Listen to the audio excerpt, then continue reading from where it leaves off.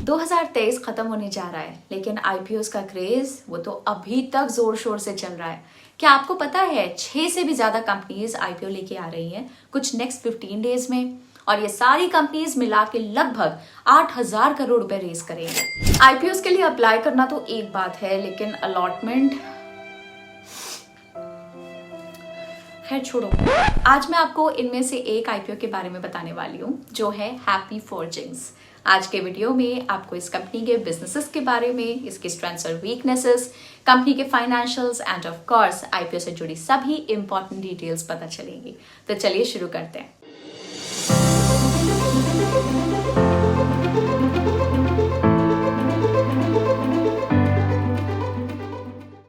Happy forgings limited का IPO 19 दिसंबर Tuesday से open होगा और 21 दिसंबर थर्सडे तक आप इस आईपीओ के लिए बिड कर सकते हैं। 1009 करोड़ रुपीस के इस आईपीओ में 400 करोड़ रुपीस का फ्रेश इशू है और 609 करोड़ का ऑफर फॉर सेल है। फ्रेश कैपिटल में से 213.59 crore rupees happy forgings machinery, plant और इक्विपमेंट बाय करने में यूज करेगी और बाकी अमाउंट आउटस्टैंडिंग लोन्स पे करने के लिए और जनरल कॉर्पोरेट पर्पसेस के लिए यूज होगा। अब अगर कंपनी के ग्रे मार्केट प्रीमियम की बात करें तो मीडिया रिपोर्ट्स के मुताबिक हैप्पी फॉर्जिंग्स का जीएमपी 450 रुपीज, मतलब कंपनी कुछ 52% के प्रीमियम पे ओपन हो सकती है। बाकी इंपॉर्टेंट डिटेल्स और डेट्स मैं आपको आगे बताऊंगी। तो चलिए पहले जानते हैं कि कंपनी आखिर करती क्या है।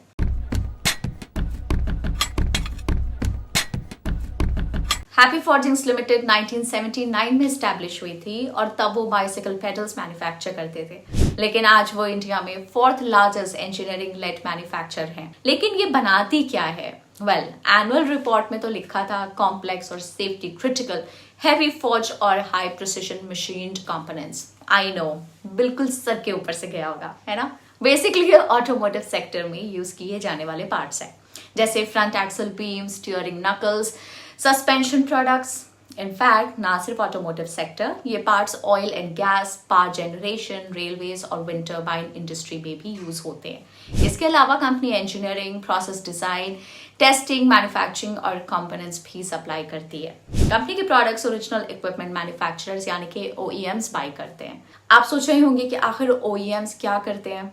OEMs प्रोडक्ट्स और पार्ट्स बनाते हैं जो दूसरी कंपनीज यूज करती हैं फाइनल प्रोडक्ट्स बनाने के लिए।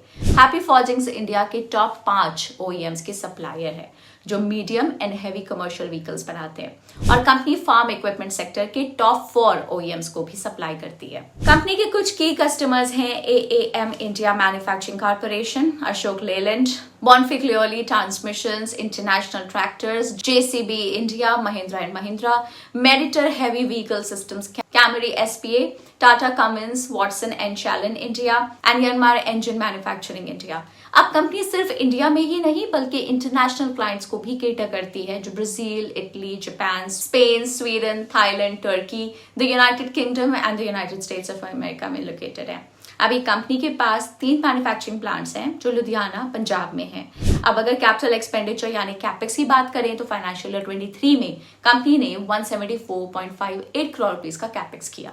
अब फाइनेंशियल ईयर 24 में कंपनी 150 करोड़ रुपीस का कैपेक्स प्लान कर रही है लार्ज मशीनरीज बाय करने के लिए जो ऑटोमोबाइल्स में यूज होते हैं। अब अगर रेवेन्यू की बात करें तो फाइनेंशियल ईयर 23 में कंपनी का रेवेन्यू 1066.9 करोड़ रुपीस था, जिसमें 43.65% ऑटोमोटिव सेक्टर से आया और 56.35% नॉन ऑटोमोटिव सेक्टर से। चलिए अब मैं आपको हैप्पी फॉर्जिंग्स की कुछ की स्ट्रेंथ्स और उसकी वीकनेसेस के बारे में बताती हूँ।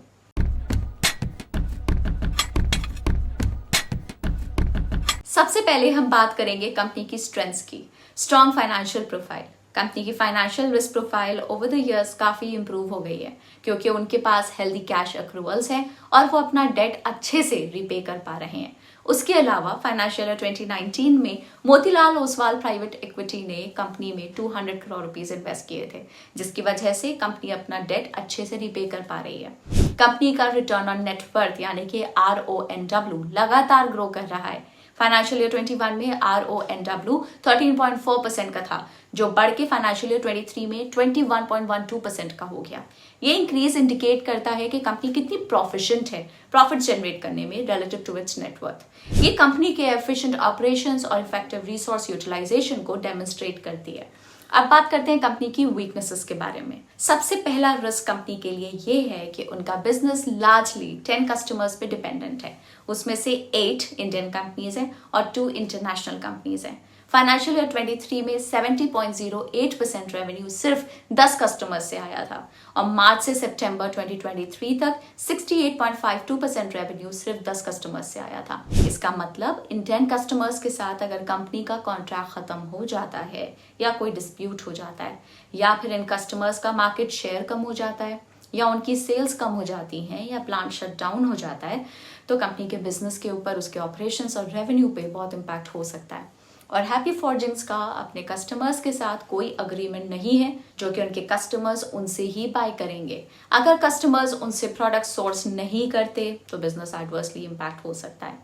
दूसरी बड़ी वीकनेस कंपनी के लिए ये है कि वो अपने प्राइमरी रॉ मटेरियल स्टील के लिए कुछ ही सप्लायर्स पर डिपेंडेंट है। कंपनी को अपने मशीन्ड कंपोनेंट्स बनाने के लिए हाई क्वालिटी स्टील की ज़रूरत होती है, लेकिन इंडिया में अभी कुछ ही सप्लायर्स हैं जो ये रिक्वायरमेंट्स फुलफिल कर सकते हैं। इसलिए कंपनी को स्टील के लिए लिमिटेड सप्लायर्स पे डिपेंडेंट होना पड़ता है। इसका मतलब अगर स्टील के सप्लाई में कोई इंटरप्शन आता है तो कंपनी का बिजनेस और रेवेन्यू दोनों ही एडवर्सली इम्पैक्ट हो सकते हैं। और तो और लिमिटेड सप्लायर पे डिपेंडेंट होने के कारण कंपनी अपने कॉन्ट्रैक्ट टर्म्स पे नेगोशिएट नहीं कर सकती, जो उनके प्रॉफिट मार्जिन्स और फाइनेंशियल परफॉर्मेंस को इफेक्ट कर सकते हैं।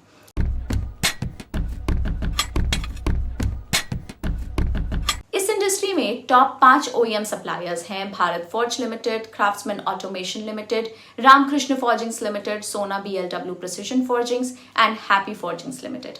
अगर इस टेबल में हम हैप्पी फॉर्जिंग्स की वैल्यूएशन देखें तो वो अपने पीयर्स से काफी कम है, और अगर डेट टू इक्विटी पे भी नजर डालें तो हैप्पी फॉर्जिंग्स का डेट टू इक्विटी रेशियो सिर्फ 0.22 का है, जो अपने पीयर्स से कम है। और रिटर्न ऑन इक्विटी भी देखें तो बाकी सप्लायर्स से वो भी ज्यादा है। चलिए अब कंपनी के फाइनेंशियल्स पे नजर डालते हैं।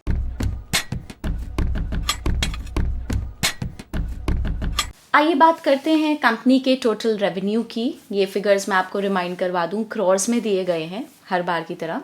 सबसे पहले बात करते हैं टोटल रेवेन्यू की। ये फिगर 584.96 से बढ़ के 860.05 करोड़ पे रिकॉर्ड हुआ है फाइनेंशियल ईयर 22 में।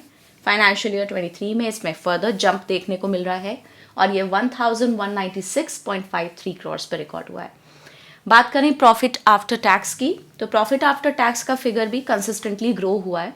86.45 से बढ़ के 142.29 पे रिकॉर्ड हुआ एंड देन फाइनली 208.7 करोड़ पे फाइनेंशियल ईयर 23 में। अब बात करते हैं कुछ इंपॉर्टेंट मार्जिन की। एबिटा मार्जिन है 28.49% पे, पैट मार्जिन है 17.44% पे, कंपनी का पीई है 36.45 पे, जबकि इंडस्ट्री का पीई 70.37 पे है। तो जैसे आप नोटिस कर सकते हैं कंपनी का पीई इंडस्ट्री के पीई से कम पे है। Net debt to equity ratio है 0.22 का, जो कि मैनेजेबल है। ROE है 21.12% पे, ROCE है 24.24% पे। 2 year sales CAGR between the years financial year 21 and 23 is at 43.02%. and 2 year PAT CAGR for the same period is at 55.38%.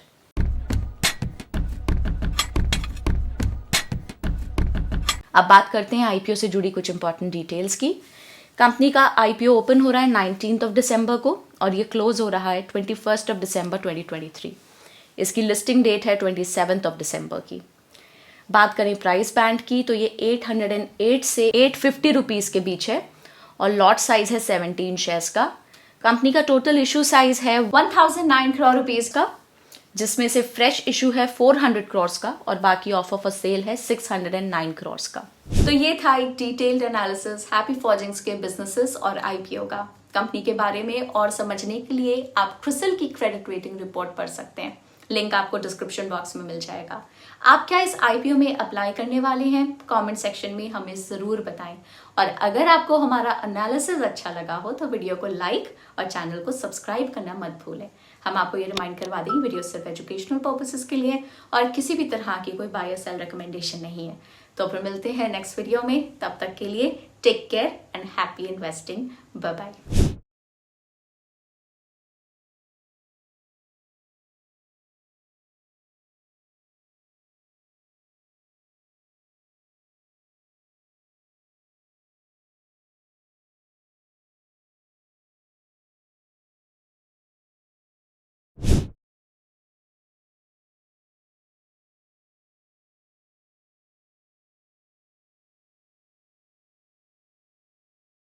Investment in securities market are subject to market risks. Read all the related documents carefully before investing. Please read the risk disclosure documents carefully before investing in equity shares, derivatives, mutual fund, and or other instruments traded on the stock exchanges.